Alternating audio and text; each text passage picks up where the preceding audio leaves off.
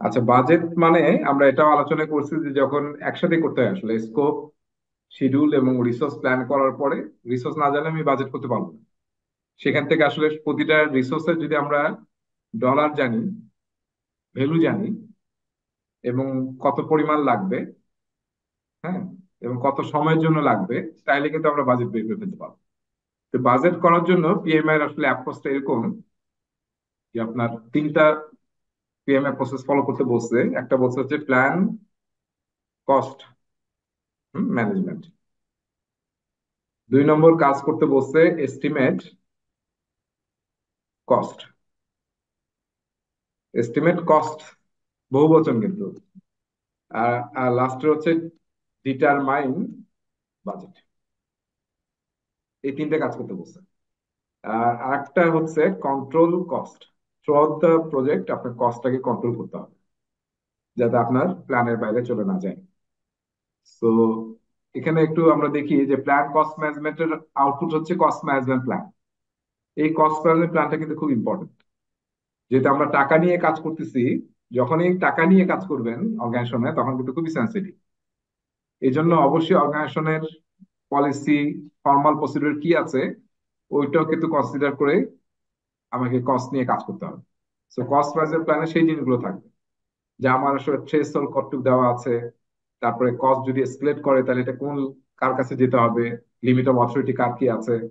তারপর আমি কস্টিং এর রিপোর্ট ম্যানেজমেন্টের জন্য সবচেয়ে অনেক ইম্পর্টেন্ট রিপোর্ট, যে আমার এই কোয়ার্টারে বা এই মাসে কি পরিমাণ খরচ হলো, সামনের মাসে কি পরিমাণ খরচ হবে। হ্যাঁ, এগুলো কিন্তু জানাটা খুব ইম্পর্টেন্ট। তো তারপর আমি কস্টটা কি ডলারে করব নাকি টাকায় করব, কিভাবে করব। তো এই বিষয়গুলো কস্ট ম্যানেজমেন্ট প্ল্যানে থাকতে হয়। এরপরে যে কাজটা আমরা করি এস্টিমেট কস্ট। এস্টিমেট কস্ট কিন্তু মেইনলি হচ্ছে আপনার ওই যে আমরা বলেছিলাম যে ওয়ার্ক প্যাকেজকে ভেঙে আমরা তৈরি করি টাস্ক। সেই টাস্ক গুলোর জন্য কি কি রিসোর্স লাগবে এটা জানলে, হ্যাঁ, এবং তারা কত সময়ের জন্য ইনভলভ হবে, টাইম, তাহলে কিন্তু আমরা বের করতে পারি প্রতিটা অ্যাক্টিভিটির কস্ট। পিএমএ টাস্ককে কস্ট বলে, তাই না?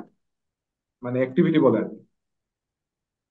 তাহলে প্রতিটা প্রজেক্টের একটা একটা ওয়ার্ক প্যাকেজের আন্ডারে যতগুলো অ্যাক্টিভিটি আছে সবগুলো আমরা কস্ট পেয়ে গেলাম। সেই কস্ট পাওয়াটাকে বলা হচ্ছে এস্টিমেট কস্ট। হুম। এবং এটা করার সময় কিন্তু আমরা যে টুলস টেকনিক ইউজ করি এস্টিমেট করার জন্য, সেগুলো কিন্তু একই টাইপ যেগুলো আমরা শিডিউল করার সময় করেছিলাম। হিস্টোরিক্যাল ডাটা ইউজ করি আমরা, মনে আছে কিনা, বেঞ্চ মার্কিং ইউজ করতে পারি আমরা, যদিও বইয়ে বোধহয় ওইভাবে নাই। মানে একটা জিনিস করতে অলরেডি বেঞ্চমার্ক আছে যে এত টাকা লাগে, তাহলে সেটা আমরা ইউজ করতে পারি। তারপরে আমরা ওই যে আমরা বলেছিলাম যে 4টা টেকনিক ইউজ করি আমরা, পার্ট, মনে আছে, প্রোগ্রাম এভোলিউশন রিভিউ টেকনিক বা 3 পয়েন্ট এস্টিমেট, সেটা কিন্তু কস্টের জন্য ইউজ করতে পারি। তারপরে আপনার অ্যানালগাস এস্টিমেট ইউজ করা যাবে না, অ্যানালগাস, এটা যাবে। কিন্তু আমরা ইউজ করতে পারি। প্যারামেট্রিক ইউজ করতে পারি। তার মানে আমার বাসায় যে আমি ফ্লোরিং টাইলস করতেছি, একটা টাইলস লাগাতে যদি 1,000 টাকা খরচ হয়, তাহলে আমার 200 স্কোয়ার ফিট টাইলস লাগাতে কত খরচ হবে, এটা হচ্ছে প্যারামেট্রিক এস্টিমেশন। তারপর আমরা বটম আপও কিন্তু ইজিলি ইউজ করতে পারি। ঠিক আছে, তো যেগুলো আমরা শিডিউলিং এ ইউজ করেছিলাম সেম জিনিসগুলো আমরা কস্টেও কিন্তু ইউজ করতে পারি। ঠিক আছে, তো এই টুল টেকনিক ইউজ করে প্রতিটা অ্যাক্টিভিটি লেভেলে আমরা কস্ট পেয়ে যাব। প্রতিটা অ্যাক্টিভিটির কস্ট পাওয়া মানে কি আলটিমেটলি প্রতিটা ওয়ার্ক প্যাকেজের কস্ট পাওয়া। প্রতিটা ওয়ার্ক প্যাকেজের কস্ট পাওয়া হচ্ছে আলটিমেটলি পুরো প্রজেক্টেরই কস্ট পাওয়া। হ্যাঁ। তো এই যে আমরা কস্ট এখানে পেলাম অ্যাক্টিভিটি লেভেলে, এই যে এই জায়গাটাতে অ্যাক্টিভিটি লেভেলে পেলাম। আর এইটাই পরে আমরা বলি যে এগ্রিগেট করে, এগ্রিগেট করে আমরা পাই হচ্ছে প্রজেক্টের বাজেট। সবগুলোকে যোগ করে যেটা পাই এটাকে বলি আমরা প্রজেক্ট বাজেট। এই প্রজেক্ট বাজেট এগ্রিগেট শুধু করলে হবে না, এর সাথে আরেকটা জিনিস যোগ করতে হবে, সেটা হচ্ছে আপনার রিজার্ভ যোগ করতে হবে। রিজার্ভ মানে management. Contingency reserve, mainly contingency reserve. তবে আমাদের এখানে পিএমআই এখানে আর একটা রিজার্ভের কথা বলা আছে, ওটা না হচ্ছে ম্যানেজমেন্ট রিজার্ভ। এই দুইটা নিয়ে আমি একটু সামনে কথা বলবো, এই দুইটা অ্যাড করে ফাইনাল প্রজেক্টের বাজেটটা হবে। ঠিক আছে। আর এই যে যখন বাজেটটা অ্যাপ্রুভ হলো তখন এটাকে আমরা বলি হচ্ছে কস্ট বেস। ঠিক আছে, কস্ট বেস লাইন বলি। তবে এখানে আর একটা ইন্টারেস্টিং বিষয় আছে যে প্রজেক্ট বাজেট আর কস্ট বেস লাইন পিএমআই এর চোখে এক না। ডিফারেন্ট। কেন ডিফারেন্ট আমরা সামনে দেখবো ব্যাখ্যাটা। আর এটা যখন হয়ে যাবে বেস লাইনটা, তার মানে এই বেস লাইনটা ফলো করে আমাদেরকে কাজ করতে হবে। আমাদের প্রজেক্ট ম্যানেজারের, আমরা বলেছিলাম যে প্রজেক্ট ম্যানেজার হচ্ছে কি, ব্যালেন্স করতে হবে স্কোপ, কস্ট এবং টাইমের। এই যে যে বেস লাইন যেটা তৈরি হলো ওটার সাথে ব্যালেন্স করে আমাদেরকে কাজ করতে হবে, যাতে আমাদের কস্ট শুট না করে কোনো জায়গায়। এটা হচ্ছে কন্ট্রোল কস্টের কাজ। তাহলে এই পুরাটাই হচ্ছে প্ল্যানিং এ, আর কন্ট্রোল কস্টটা হচ্ছে মনিটরিং এন্ড কন্ট্রোল। এটা আমরা পড়বো লেসন 5। আর এখন যেহেতু আমরা লেসন 3 পুরাটা আছে প্ল্যানিং নিয়ে, তো এখানে আমরা বাকিগুলো কভার করবো। এটা একটা স্ক্রিনশট নিলে ভালো হতো মনে হচ্ছে। এটা একটা স্ক্রিনশট নিয়েন। আহ,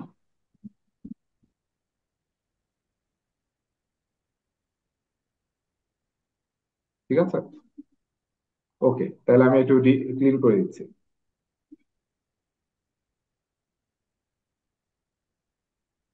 তাহলে আমরা এখানে সময় নেব না খুব একটা। আচ্ছা, এখানে একটা নতুন শব্দ পিএমআই ইউজ করছে, যেটা আগে আসলে দেখিনি আমি। সেটার নাম হচ্ছে বার্ন রেট। একটু আপনারা ডেফিনেশন দেখবেন গ্লোসারি থেকে। বার্ন রেটটা খুব ইম্পর্টেন্ট, স্পেশালি অ্যাজাইল থেকে মনে হয় শব্দটা নিয়েছে মনে হচ্ছে আমার কাছে। কিন্তু সব জায়গায় ইউজ হয়, আমরা যখন প্রজেক্ট করি বা ফাইন্যান্সিয়াল ব্যাপারগুলোতে বার্ন রেট ইউজ হয়। তার মানে আমার প্রজেক্টটা কোন একটা টাইম পিরিয়ডে কি পরিমাণ টাকা খরচ করছে, কি পরিমাণ এক্সপেন্স হচ্ছে প্রজেক্টে, সেটা বলে বার্ন রেট। মান্থলি কত টাকা খরচ হচ্ছে, কোয়ার্টারলি কত খরচ হচ্ছে, এটা হচ্ছে বার্ন রেট। এটা যদি আপনি জানেন তাহলে কিন্তু ফিউচার প্রেডিকশন করা সহজ হয়, ফোরকাস্ট করা সহজ হয় বার্ন রেট জানলে। আপনি বলতে পারেন যে নেক্সট 6 মাসে কত টাকা খরচ হবে।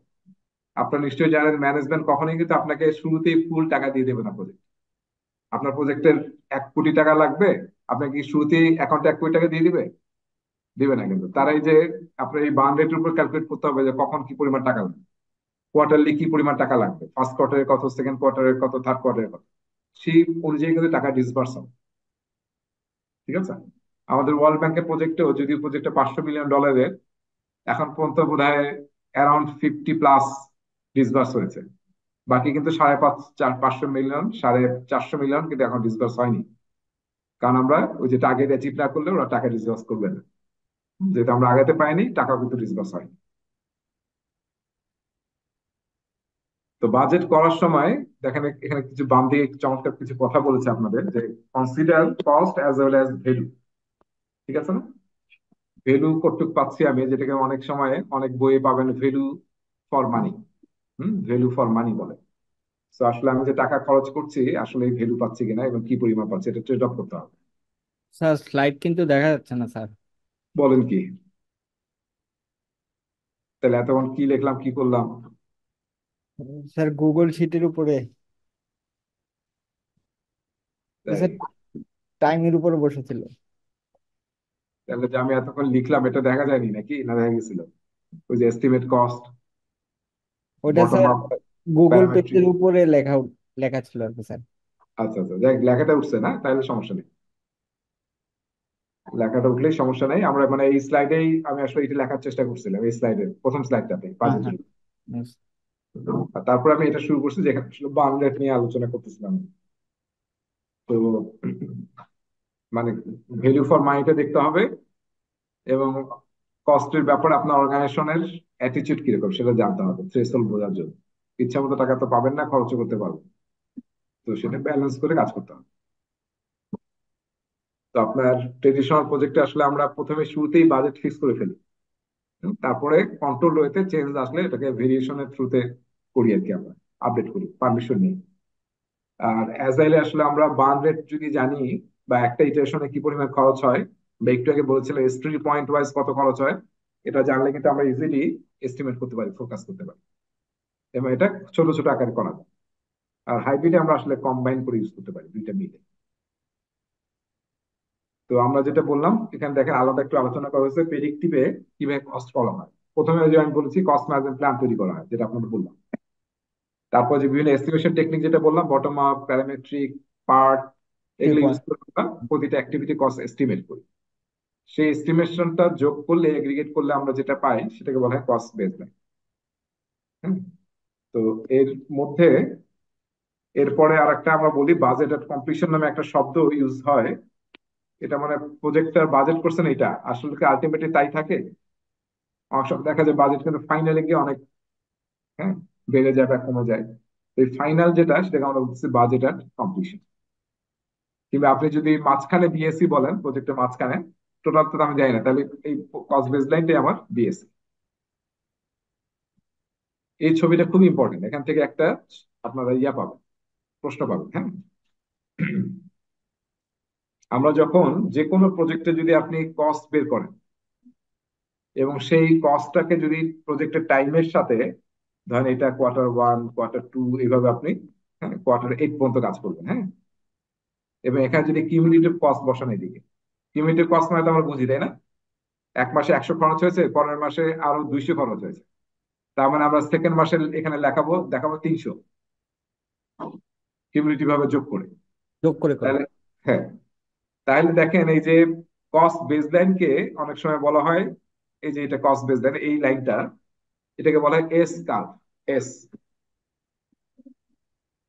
কারণ কি, যে কোনো প্রজেক্টে আপনার যদি কোনো একটা লম্বা প্রজেক্ট হয়, এরকম 1 বছর 2 বছরের, এটাকে যদি উইকলি, মান্থলি বা কোয়ার্টারলি আপনি এভাবে বসান, কিলোমিটার বসান, তাহলে দেখবেন যে এটা এস এর মতো শেপ নেয়, এস এর মতো। তার মানে কি, এস এর মানে কি, মানে হচ্ছে যে প্রজেক্টের শুরুর দিকে কম খরচ হয়, এক্সিকিউশনের খরচ পিক করে, আর আবার শেষে গিয়ে আমার খরচ কমে যায়, ফলে এরকম এস এর মতো হয়। সব প্রজেক্টে এটা হয়। আচ্ছা, এবং এই স্কার্ভটা কিন্তু অনেক প্রজেক্টে কিন্তু ইউজ করে লোকজন, অনেক প্রজেক্টে। এর শুরুতে যখন বেস লাইন তৈরি হয়ে যায়, তখন এটা তৈরি করে। এরপরে যে এই যে লাইনটা দেখতেছেন, এটা হচ্ছে অ্যাকচুয়াল এক্সপেন্ডিচার, অ্যাকচুয়াল এক্সপেন্স।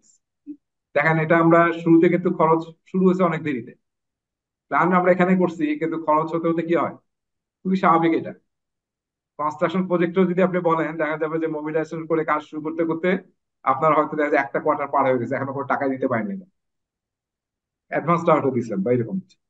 তো যাই হোক, এখানে থেকে কিন্তু কষ্ট শুরু হলো, তারপর দেখেন অনেকক্ষণ পর্যন্ত কিন্তু আমরা কি খুব ভালো অবস্থায় ছিলাম, কিন্তু এই পয়েন্টের পরে কি হয়েছে, কস্ট বেস লাইন ক্রস করছে। কস্ট বেস লাইন ক্রস করছে, তো করছেই, দেখেন এই বেস লাইন পার হয়ে কিন্তু এইখানে চলে গেছে, হ্যাঁ। তার মানে এডিশনাল কিন্তু এই কস্টটা আমাদের লেগেছে, ঠিক আছে।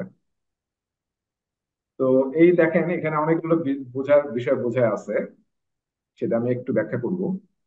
দাঁড়ান, একটু মুছে দিই এটা, হ্যাঁ। সেটা হচ্ছে, আমরা দেখেন একটা ইকুয়েশন আমি লিখবো আপনাদের কাছে, একটা ইকুয়েশন আমি লিখতে চাই। কিভাবে লিখবো, ওয়ার্ড দিয়ে না লিখলে ভালো হবে। পিএমআই বলছে যে কস্ট বেসলাইন ইকুয়াল টু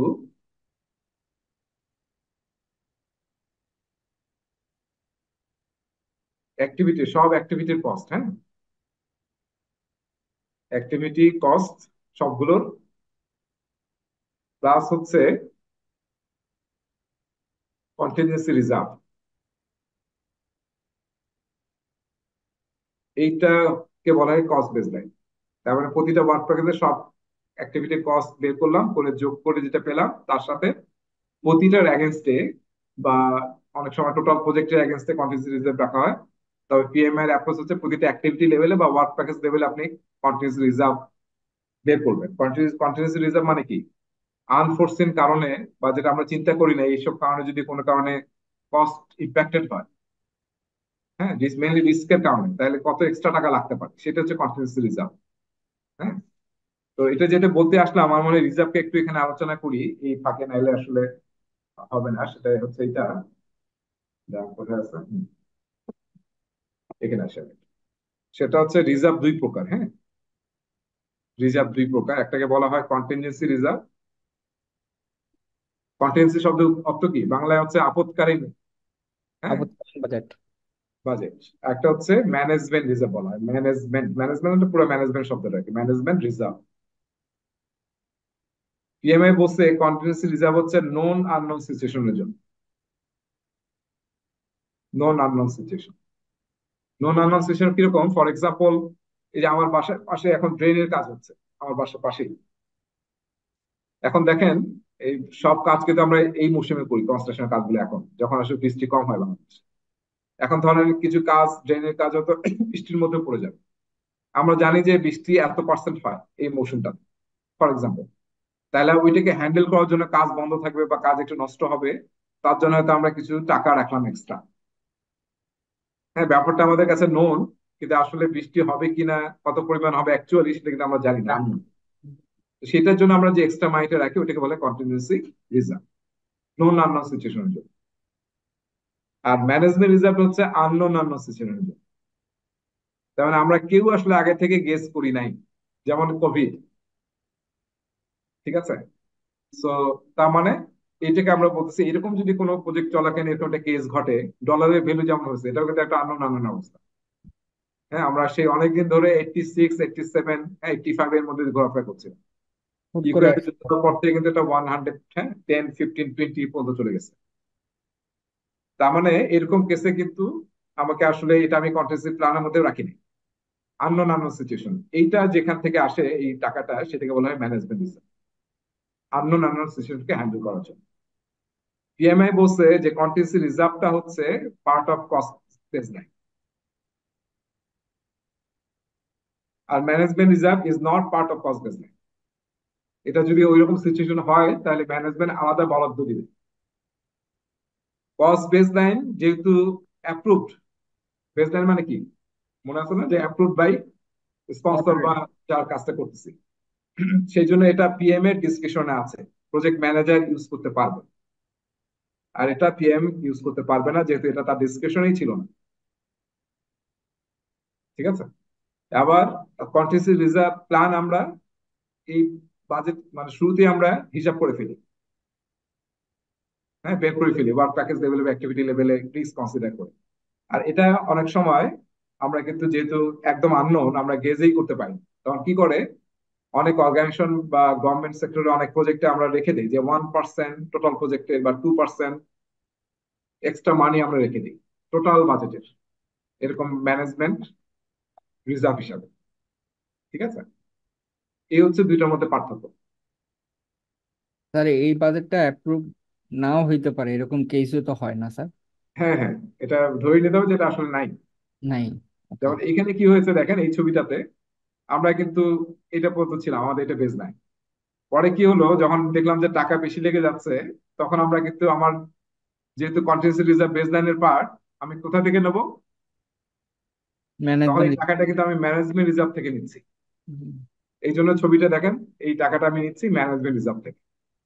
এবং এটাও খেয়াল করেছি নিশ্চয়ই, আমরা প্রজেক্টটা কিন্তু এই টাইমে শেষ করতে পারিনি, আমরা টাইমে কিন্তু অনেক বেড়ে গেছে কিন্তু, হয়ে গেছে। এটাও কিন্তু এই ছবিতে দেখা যাচ্ছে। আর একটা ইম্পর্টেন্ট জিনিস খেয়াল করেন, এই ছবিতে কিন্তু অনেকগুলো সিঁড়ি আছে না, স্ট্যার, দেখেছি? এই স্ট্যারটা দিয়ে কি বোঝায়, any idea? Sir milestone achieve হয়েছে, ওই পয়েন্টে টাকা আসছে, বা সরি মাইলস্টোন ধরছে, ওই পয়েন্টে টাকা চাইতে পারবো, এরকম আর কি একটা কাজ। রাইট, মানে এই পয়েন্টে আসলে আমি টাকা ম্যানেজমেন্টের কাছে চাবো। এটা হ্যাঁ। হচ্ছে ফান্ডিং রিকোয়ারমেন্টস, কখন আমার কত টাকা লাগবে এটা তো আগে থেকে ম্যানেজমেন্টকে দিতে হবে। সে অনুযায়ী টাকাটা কিন্তু ডিসবার্স হবে, এই কারেক্ট। পয়েন্টে টাকাগুলো ডিসবার্স হবে। ঠিক আছে, সেই থেকে আমরা বলি ফান্ডিং রিকোয়ারমেন্টস। তো এখানে দেখেন যে আমরা স্লাইডটা পড়তেছি, স্লাইডটা কিন্তু টার্মটা কিন্তু ডিফারেন্ট, যে ফান্ডিং লিমিট রিকনসিলিয়েশন। এই জিনিসটা একটু আপনাদের ব্যাখ্যা করা দরকার, এটা আসলে একটা টুল এবং টেকনিক, টিএম এর 6 8 যদি পড়েন। এটা মানে হচ্ছে যে আমি যে বাজেট করলাম সেই বাজেটটা আমার অর্গানাইজেশনের ফান্ডিং লিমিটের সাথে ঠিক আছে কি। আমি খুবই সুন্দর বাজেটটা যে হিসাব সেটা করলাম, করে দেখা গেল ম্যানেজমেন্ট চিন্তা করে রাখছে যে $2 মিলিয়ন প্রজেক্ট, আপনি বললেন যে এটা 2.8 মিলিয়ন লাগবে। তো ম্যানেজমেন্ট তো সহজে অ্যাপ্রুভাল পাবেন না। তখন হয়তো ম্যানেজমেন্ট বলবে দেখো কোথায় কোথায় খরচ কমানো যায়, করি এটা 2.2 এর মধ্যে নিয়ে আসো। হ্যাঁ, এটাকে বলে ফান্ডিং লিমিট রিকনসিলিয়েশন। হ্যাঁ, এটা একটা পার্সপেক্টিভ আছে। আর আপনি যখন এই যে খরচ করতেছেন, তখন কিন্তু আপনি রিকনসাইল করে দেখতে হবে যে আসলে আপনি ঠিক মতো আছেন প্ল্যান অনুযায়ী, নাকি আপনি, যদি দেখেন যে আপনি শুট শুট হয়ে যাচ্ছে, আগেই থেকে ম্যানেজমেন্টকে জানান। আপনারা জানেন যে টাকা কিন্তু চাইলেই পাওয়া যায় না, ফিউচার ফোরকাস্ট করে আগে জানান। এগুলো পুরোটাই ফান্ডিং লিমিট রিকনসিলিয়েশনের বিষয় আর কি। হ্যাঁ, তাহলে এই ছবিতে কিন্তু অনেক জিনিস আমরা আলোচনা করলাম, পরীক্ষার জন্য কিন্তু ছবিটা ইম্পর্টেন্ট, এসকা। তাহলে আমি যেটা লিখতেছিলাম সেখানে একটু ফিরে আসি, এই যেখানে লিখতেছিলাম। তাহলে কস্ট বেসলাইন হচ্ছে সব activity cost plus contingency reserve. আর প্রজেক্ট বাজেট কি দেখেন, প্রজেক্ট বাজেট ইকাল টু, তাহলে কি হবে, এই যে আমরা কস্ট বেসলাইন যেটা বের করলাম একটু আগে, তার সাথে যোগ করতে হবে কি? Management budget. ম্যানেজমেন্ট রিজার্ভ যেটা। ঠিক আছে? এই ছবিতে যদি আপনি খেয়াল করেন, প্রজেক্ট বাজেট কোথায় লেখা আছে দেখেছেন সবাই? সবার উপরে। হ্যাঁ, প্রজেক্ট বাজেট কিন্তু বেসলাইন এইটা, এই পর্যন্ত। আর প্রজেক্ট বাজেট কিন্তু অনেক, এই যে এটা যখন আমি ফাইনালি যে টাকাটা পেলাম সেটা হচ্ছে প্রজেক্ট বাজেট, যেটা ম্যানেজমেন্ট রিজার্ভ সহ। তো এটা, এই কোশ্চেনটা একটু মনে রাখবেন যে আসলে দুইটা ডিফারেন্ট জিনিস পিএমআই অ্যাপ্রোচ। বাজেট এবং কস্ট বেসলাইনের মধ্যে একটু ডিফারেন্স আছে। ওকে, তাহলে আমরা স্ক্রিনশট নিতে পারি, আমি এটা ক্লিন করে দিলাম। ওকে, এবার যাচ্ছি আমরা নেক্সটে। নেক্সট কি আছে? Historical data. এটা আসলে যে এস্টিমেশন টেকনিক, আমরা হিস্টোরিক্যাল ডাটা থেকে সবসময় আসলে সাপোর্ট নেই আগের লেসন 1 থেকে। তারপরে আমরা রিসোর্স কস্ট, যখন আপনি মানে, এটা আগে আমরা আলোচনা করছি যে প্রতিটা টাস্কের কস্ট রিসোর্স থেকে আসে। এবং এখানে কিছু ইয়া কথা বলেছে যে রিসোর্স কস্ট বের করার সময় আপনার অবশ্যই রিসোর্স অ্যাভেলেবল কিনা, এক্সপিরিয়েন্স কি ধরনের লাগবে, স্পেশালি পিপল রিসোর্সের ক্ষেত্রে, নলেজ অ্যাটিটিউড ঠিক আছে কিনা। হ্যাঁ, তার উপর কিন্তু কস্টিংও ডিফারেন্ট হয়ে যায়, স্পেশালি নলেজ, তারপরে এক্সপিরিয়েন্স, স্কিল, এগুলোর উপর ডিপেন্ড। ট্রেডিশনাল প্রজেক্টে আমরা ইনিশিয়ালি এস্টিমেট করি এভারেজ রেটের উপরে, তারপর আমরা চেঞ্জ রিকোয়েস্ট দ্বারা মডিফাই করি। অ্যাজাইলে কিভাবে এস্টিমেট করা হয় তার একটা নতুন স্লাইড পিএমআই দিয়েছে এবং এটা অ্যাপ্রোচ বলেছে। ফলে এখান থেকে একটা প্রশ্ন আসবে, হ্যাঁ, অ্যাজাইলে তার কনসেপ্ট আমি অলরেডি আগে আপনাদের সাথে আলোচনা করছি যে স্টোরি পয়েন্টটা বের করা হয়, স্টোরি পয়েন্টে কত খরচ কিভাবে করা হয় দেখেন। এই যে দেখেন, estimate the cost per story point কিভাবে বের করা হয়। যে কোনো একটা ইটারেশনের যদি আমরা সাম আপ করি সমস্ত টিম মেম্বারদের স্যালারি, ঠিক আছে, ওই 2 সপ্তাহের জন্য, প্লাস আরো এডিশনাল কস্ট হতে পারে ধরেন, বা ধরেন আমরা সফটওয়্যারের কাজে কি হয়, মানুষের তো মেইন কস্ট, বাকি কস্ট গুলো ফিক্স, মানে আপনার ওই যে ওভারহেড কস্ট যেগুলো, আপনার ইউটিলিটি। রুমের ভাড়া, ইউটিলিটি, এগুলো। তো যাই হোক, লোডেড কস্ট প্লাস হচ্ছে divided by points completed in interval n. তার মধ্যে ইটারেশন 1-এ আমরা, হ্যাঁ, 20টা,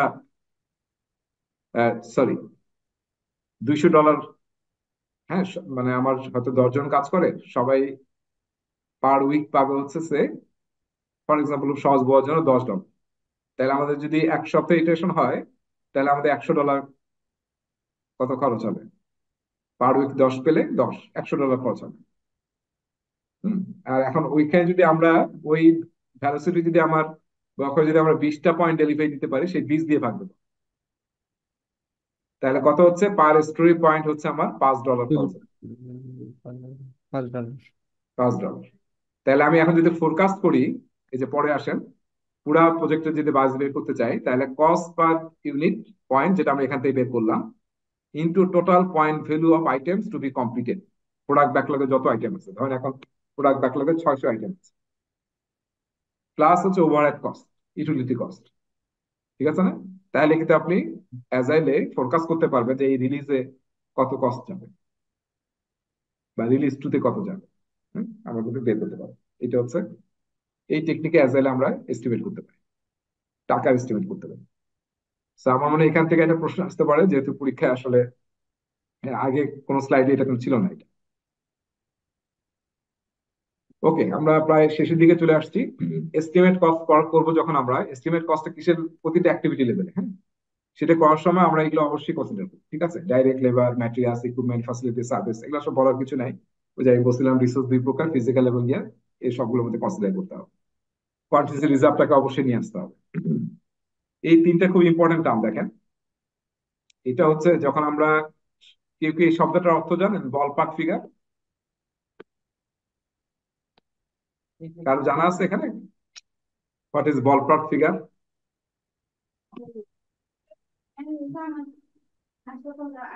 কেউ মনে হয় নাই, মানে, আচ্ছা।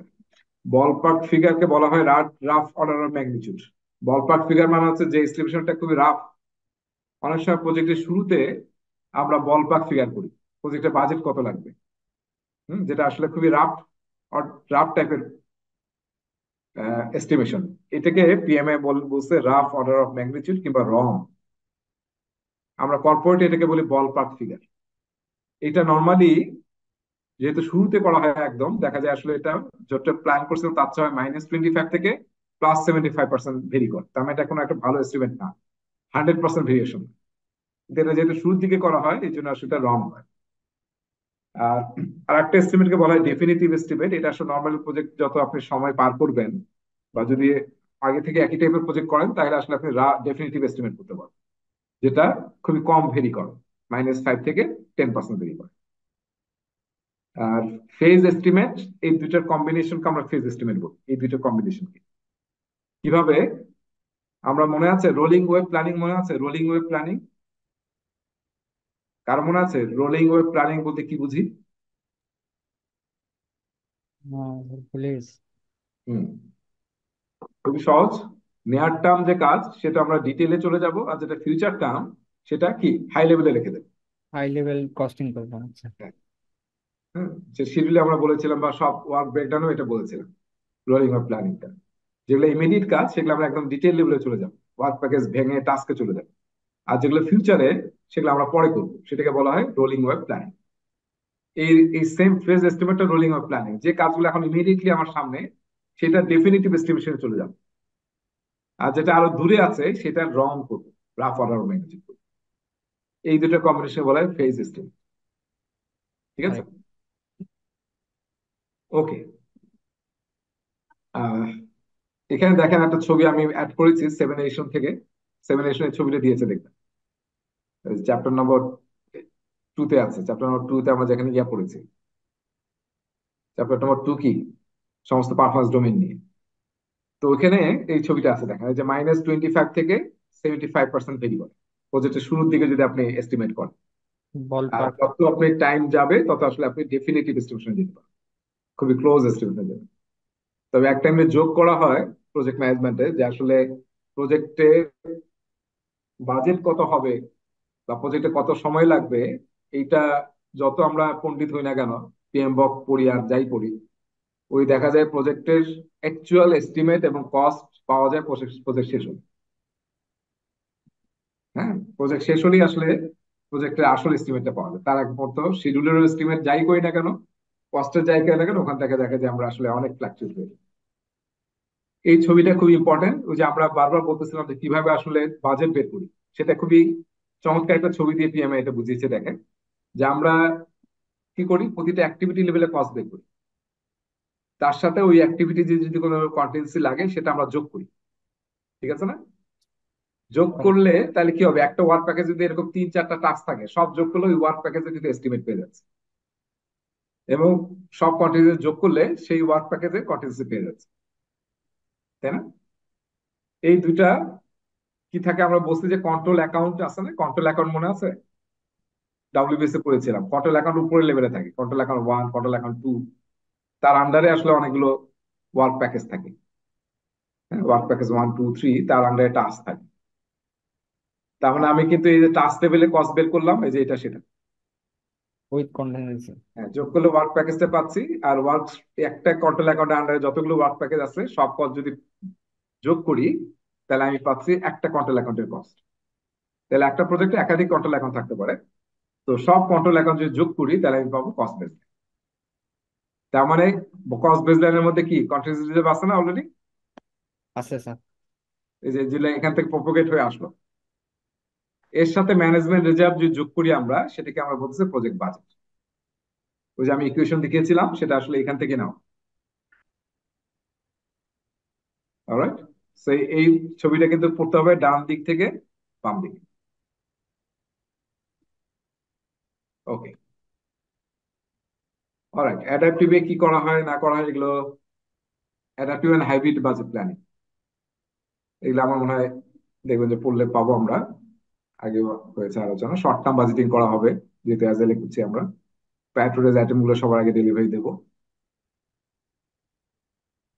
আর হাইব্রিডে কি বলছেন, based on current data plus A forecast, দুইটা কম্বাইন করে করবো। যেগুলো আসলে কাছাকাছি এগুলো টপ ডাউন অ্যাপ্রোচে যাব, গ্রোস লেভেলে কাছাকাছি গুলো আমরা একদম ডিটেলে যাব, আর যেগুলো পরে করবো আমরা সেটা গ্রোস লেভেলে করবো।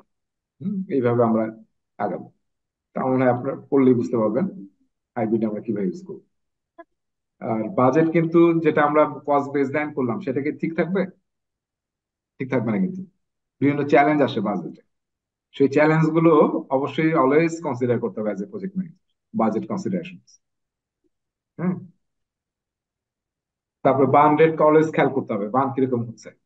তার উপর বেচ করে কিন্তু আপনার ফোকাস ডিফারেন্ট হয়ে যাবে, টাকা চাওয়াটা ডিফারেন্ট হয়ে যাবে। কখনো টাইম হয়তো আগে আসতে পারে টাকা চাওয়ার, বা পরে পিছিয়ে যেতে পারে।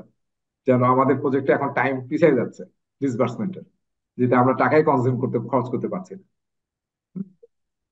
তো সবসময় চোখ কান খোলা রাখতে হবে। দাম বেড়ে যাচ্ছে, ম্যাটেরিয়ালের ডলার ভ্যালু চেঞ্জ হয়ে যাচ্ছে। হ্যাঁ, এগুলো সবসময় খেয়াল করে আমার আগে থেকেই প্রিকশন নিতে হবে বাজেটের ব্যাপারে।